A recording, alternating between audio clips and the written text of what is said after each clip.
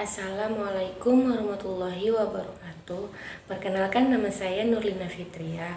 Di sini saya ingin menjelaskan materi saya yang berjudul Kolam Air Tenang. Pengertian kolam. Kolam merupakan suatu perairan buatan yang luasnya terbatas dan sengaja dibuat manusia agar mudah dikelola.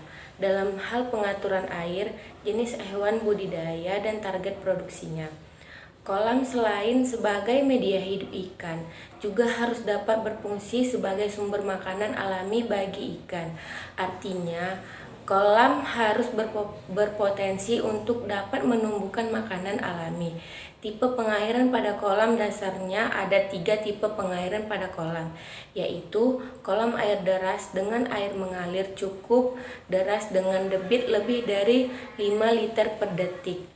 Kolam air mengalir dengan air mengalir tapi tidak cukup deras, kurang dari 5 liter per detik.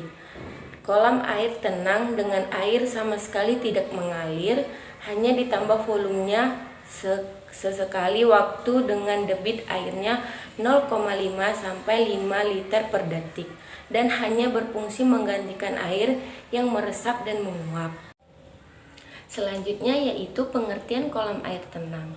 Kolam air tenang adalah biasanya kolam air tenang menggunakan tanah sebagai substratnya sehingga biasa disebut kolam tanah. Kolam ini juga memiliki sumber air keluar masuk pada kolam dengan sangat terbatas, atau kolam yang hanya diisi satu kali pada awal penebaran hingga masa panen.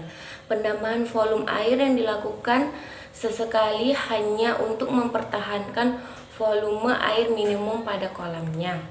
Di sini terdapat beberapa keuntungan air kolam tenang. Yang pertama, tidak selalu bergantung pada sumber air yang mengalir masuk dalam kolam, sehingga siapapun dapat membuat kolam air tenang tanpa harus mempertimbangkan lokasi yang dekat dengan aliran sungai atau sumber air lainnya. Yang kedua, minimnya ikan kompetitor dan predator pada kolam karena tidak mampu beradaptasi dengan oksigen terlarut yang terbatas. Ada beberapa kelemahan air kolam tenang. Yang pertama, memiliki suplai oksigen terlarut yang sangat terbatas, sehingga padat penebaran juga harus dibatasi. Yang kedua, jenis ikan yang dipelihara sangat terbatas, hanya lele dan gurami. Karena kedua ikan ini mampu mengambil oksigen dari udara dan membawa masuk ke dalam air sehingga menjadi oksigen terlarut dalam air. Yang ketiga, padat penebaran ikan lele lebih banyak daripada ikan gurami. Karena lele tidak memiliki sisik yang dapat terkelupas seperti pada gurami ketika ikan dalam kolam terlalu padat. Yang keempat, kurangnya tersedianya pakan alami berupa plankton dan hewan renik yang biasanya ikut masuk bersama sumber air. Yang kelima, kurangnya oksigen terlarut akan mengurangi nafsu makan ikan, sehingga perlu ditambah suplemen penambah nafsu makan. Yang keenam, tidak adanya saluran air masuk dan keluar selama masa pembesaran membuat racun dan amoniak dari sisa makanan dan kotoran tidak dapat terbuang keluar. Hal ini dapat meracuni ikan jika tidak rajin untuk menyedot atau sifon sisa makanan dan kotoran dari kolam tersebut. Sistem kerja kolam air tenang. Kolam air tenang adalah wadah pemeliharaan ikan yang di dalamnya terdapat air yang bersifat mengenang. Kolam air tenang menggunakan perairan tawar sebagai sumber airnya, yaitu sungai, saluran irigasi, mata air, hujan, sumur, waduk, dan danau. Di dalam kolam air tenang terjadi proses ekologi seperti proses produksi biomasa nabati melalui aktivitas fotosintesis oleh fitoplankton atau tumbuhan air atau makrofit. Proses konsumsi oleh organisme hewani antara lain ikan, dan proses dekomposisi bahan organik di dasar kolam menjadi hara oleh bakteri pengurai.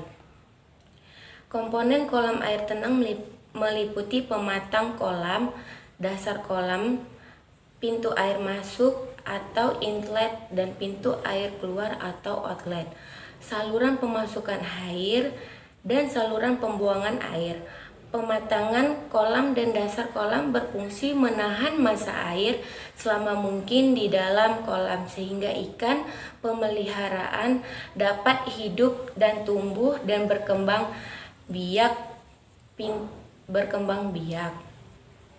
Pintu air kolam berfungsi untuk memasukkan air atau mengeluarkan air dari kolam.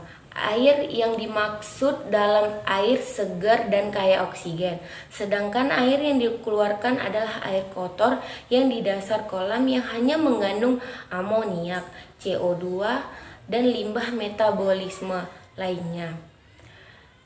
Inlet kolam bisa terbuat dari paralon atau berbentuk saluran, sedangkan outlet kolam bisa terbuat dari paralon atau beton. Outlet kolam yang terbuat dari paralon disebut tempurung lutut atau pipa goyang.